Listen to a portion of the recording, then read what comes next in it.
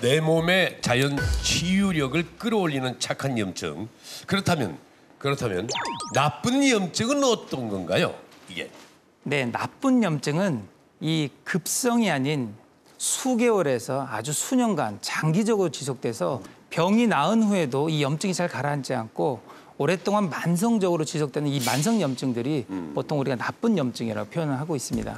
쉽게 말하면 우리가 이제 피부에 상처가 생겼을 때 이게 완전히 낫기 전에 가렵다고 해서 우리가 반복적으로 자꾸 긁게 되면 이게 상처가 쉽게 아물지 않고 염증이 자꾸 지속되고 또 피부는 자꾸 덧나고 진물도 생기고 이러면서 정상적으로 피부가 매끈하게 회복돼야 되는데 그렇지 못하고 아주 울퉁불퉁하고 거칠어지게 되는데요. 이렇듯이 반복적인 자극으로 원래의 그 정상적인 기전도 회복하지 못하는 상태가 이 우리 몸속에 전반적으로 일어난다고 생기는 것이 이게 만성염증이라고 이해할 수도 있겠습니다. 세상에서 제일 나쁜 놈이 때리는데 또 때리는 놈이거든요. 나쁜 염증이라는 거는 바로 그런 걸 얘기하는 겁니까? 네. 구분을 해서 설명하자 보면 세게 한 대 맞는 거하고 자잘하게 그 한 부위를 계속 맞는 것의 어떤 차이인데요. 이 만성염증은 마치 그 잔불이 사라지지 않고 계속 지속적으로 나타나서 아주 작은 불 같지만 결국에는 굉장히 광범위한 범위를 오랫동안 태워버리게 되거든요. 만성이 된 체내 염증들은요. 갑자기 어떨 때는 돌변해서 반대로 우리 몸을 이렇게 공격하기도 합니다.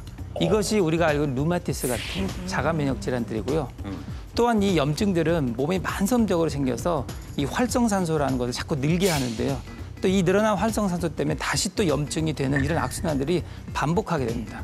그래서 이것이 심해지면 결국은 암, 치매에 이르는 중병까지도 불러일으킬 수가 있습니다. 자, 만성염증 정말 그 나쁜 염증입니다. 신도중 원장님, 만성염증은 왜 생기는 겁니까?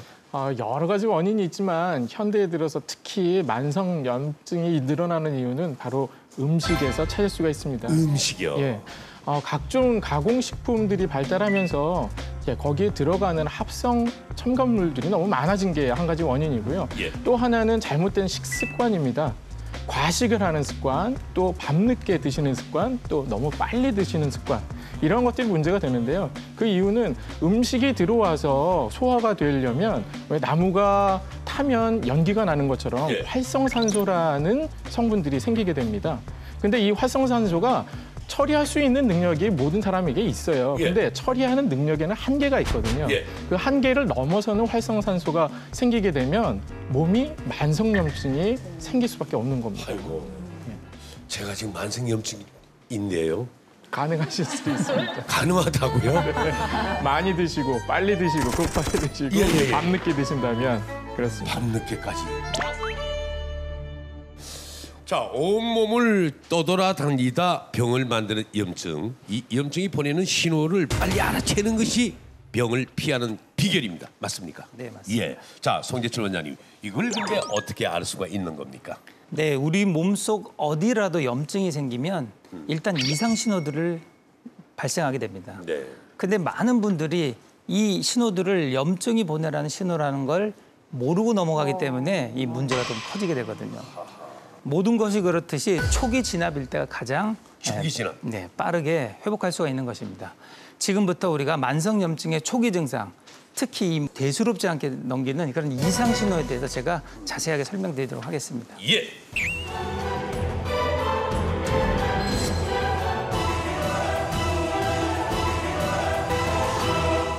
대수롭지 않게 넘길 수 있는 염증의 이상 신호. 그 첫 번째를 알아봅니다. 뭡니까? 네, 첫 번째 이 이상 신호는 바로 몸이 여기저기가 자꾸 붓는 것입니다. 우리가 나이가 들수록 예전보다 잘 붓는다는 말씀도 많이 하시고 어떤 분들은 감기 몸살만 걸려도 이상하게 내 몸이 퉁퉁 붓는다는 얘기를 많이 하세요. 근데 이렇게 몸이 붓는 원인 중에 하나가 바로 만성염증입니다. 맞아요. 조금만 피로해도 금방 얼굴이 붓고 그리고 또 자기 전에 라면 하나 딱 끓여 먹고 자는 날, 그 다음 날 정말 붓기가 엄청나게 이렇게 붓잖아요. 라톡스라 그러죠, 라톡스. 맞아. 라면 보톡스.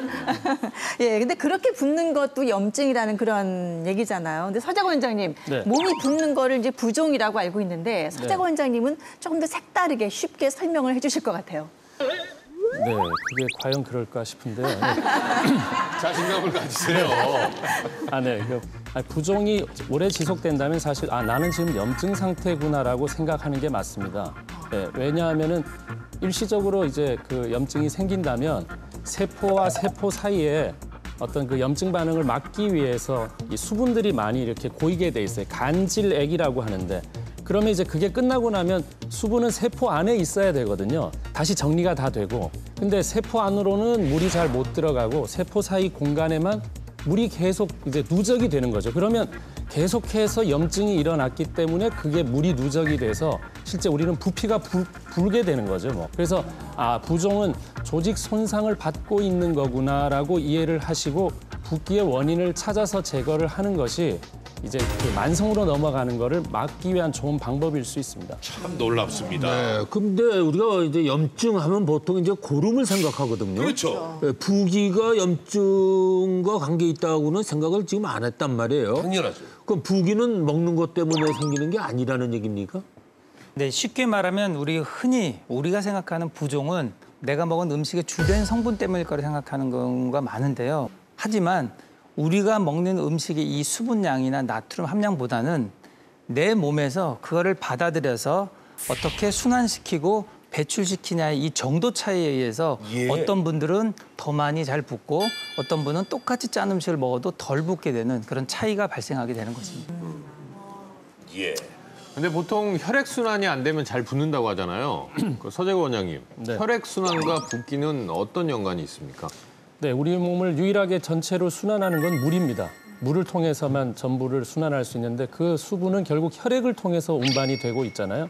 그래서 혈액으로 운반되었던 수분들이 어디 장소가 필요해서 염증 반응에 잠깐 수분이 나갔다가 다시 회수해서 제자리 돌아서 그게 신장으로 걸러내지면 우리 몸의 노폐물은 제거가 되는 건데 결국 그 과정에서 오래 머물고 회수되지 못해서 부종이 있게 되면 혈액도 순환에 장애가 생기겠죠. 결국은 잘 빌려 썼다가 제자리에 갖다 놓느냐의 개념이 우리 몸에서 가장 중요한데 빌리기만 빌리고 제자리에 갖다 놓지 못하면 그때부터 이제 장기적으로 문제가 생길 수 있다 이렇게 생각합니다. 예. 그리고 우리 중년 여성들이 보시면서 가장 궁금한 게 있을 것 같아요. 왜, 야, 너 좀 살 좀 쪘다 요새 그럼 아니야, 이거 부은 거야. 막 이렇게 변명을 하거든요. 근데 그 친구는 매일 부어 있어, 늘. 그럼 그 붓기가 결국은 살이 된다. 뭐 이런 말도 있는데 이거 맞는 말인가요? 네, 부종의 이 원인 중 하나가 아까 말씀드렸던 만성 염증인데요. 우리가 살이 찌게 되면 많이 늘어나는 이 셀룰라이트라는 것 역시도 이 염증으로 인해 생기는 겁니다. 이 셀룰라이트라는 것은 원래 국소적인 이 미세순환 장애로 인해서 이 지방 조직에 반복적으로 염증이 생기고 부종이 생겨서 이 지방층이 조밀하게 유착되면서 섬유화되고 딱딱하게 경화되어서 피부가 이렇게 오렌지 껍질처럼 울퉁불퉁하게 되는 것을 말하는 것입니다. 아니 어떤 사람들은 셀룰라이트 없애려고 그냥 뭐 이렇게 콜라병 같은 걸로 막 문지르고 이러는 경우도 있거든요. 박상준 원장님 잘 아실 것 같아요. 셀룰라이트 없애는 방법 뭐 좋은 거 있을까요? 결국 셀룰라이트를 일으키는 게 살이 찌면서 거기에 부종, 붓기가 생겨서 셀룰라이트가 생기는 거거든요. 그러니까 우선 기본적으로 살은 빼야 돼. 이 붓기를 함께 줄여주는 게 좋은데요. 이게 과도하게 어떤 부분에 이렇게 압력이 생기면 또 잘 붓거든요. 그쪽에 혈액순환이 안 되고. 그래서 여자분들 이제 셀룰라이트가 제일 잘 생기는 데가 허벅지예요. 맞아요. 예, 허벅지. 어떤 때 허벅지에 압력이 생기고 붓기가 생기느냐. 오래 앉아 있을 때예요.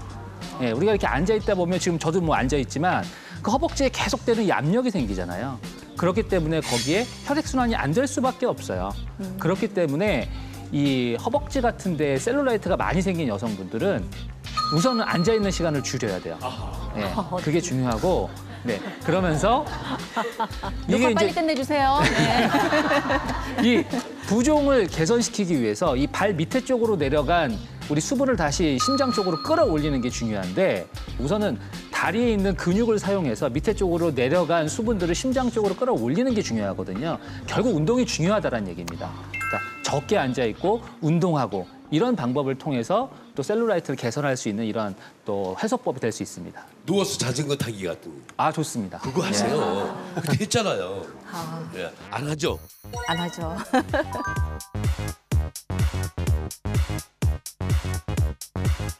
또 한 가지 또 쉽게 우리가 할 수 있는 법들이 있는데요. 오래 앉아 있거나 이런 직업적으로 그러신 분들은요. 앉아 있는 상태에서도 우리가 발을 이렇게 상태에서 위로 한 5초씩 당겨 올렸다가 또 발바닥 좀 밀었다가 또 당겨 올렸다가 밀었다가 이런 동작을 꾸준히 반복하는 것도 이 하체 쪽과 대퇴부에 쌓인 이 수분들을 정체를 위로 올려서 해소하게 되는 좋은 간단한 운동법이 될 수도 있습니다. 예. 우리 몸에 부기를 만들고 또 부기를 이 살로 만드는 염증 이거 어떻게 해야 합니까? 보통 붓기를 빼기 위해서 우리가 나트륨 섭취를 줄이고 운동으로 혈액순환을 돕는 것 등 여러 가지를 노력해야 되고요. 그중에서도 신경 써야 될 게 가장 중요한 것이 바로 스트레스를 줄이는 것입니다. 또 스트레스. 근데 사실 그 환자 입장에서 좀 정말 가장 듣기 싫은 말도 그렇고 의사 입장에서도 참 그 얘기를 꺼내지만 쉽지 않은 얘기가 그 스트레스 받지 마세요라는 얘기인데 누가 받고 싶어 봤나? 이게 스트레스 받지 마세요라는 그 말 자체가 스트레스거든요. 그걸 받지 말라 그러는데 주는데 어떻게 안 받습니까? 저 같은 경우는 만약에 막 진짜 산골로 들어가서 자연인처럼 살아도 스트레스는 받을 것 같거든요. 장작해와야지, 어디서 식수 구해와야지. 사는 것 자체가 스트레스인데. 자, 그럼 서재걸 원장님. 네. 이 스트레스 좀 어떻게 좀 조절할 수 있는 방법이 없습니까? 네, 있습니다. 왜냐하면 스트레스를 받았다고 하잖아요. 그럼 도대체 어디에 받았냐 이거죠. 우리가 받았는데. 그러니까 그 스트레스로 인해서 주로 공격당하는 쪽이 면역 쪽인데 그 면역이 주로 담당하는 곳이 장에 있기 때문에 우리 소장에 있잖아요. 그 면역을 담당하는 게 프로바이오틱스라 그래서 왜 우리가 유산균이라고 하는 거. 그래서 그 프로바이오틱스가 풍부한 요거트를 먹는 것이 도움이 될 수 있습니다. 실제 소화기관에 저희가 원한다고 야 이놈 막아내 우리가 명령한다고 막아내지 않죠. 우리의 천병들은 장내에 이제 존재하면서 개가 알아서 하는 거거든요. 그래서 프로바이오틱스가 있으면은 좋은 놈은 흡수시키고 나쁜 독소를 밖으로 나가게 하는 그 똑똑한 놈들이거든요. 그러니까 그런 것들을 충분히 섭취를 하게 되면 실제 2013년 UCLA에서 연구한 결과에서도 마찬가지지만 이 프로바이오틱스가 이제 뇌를 자꾸 억제시키고 방해하는 물질들을 훨씬 개선시킬 수 있었다 이런 결과들도 있습니다.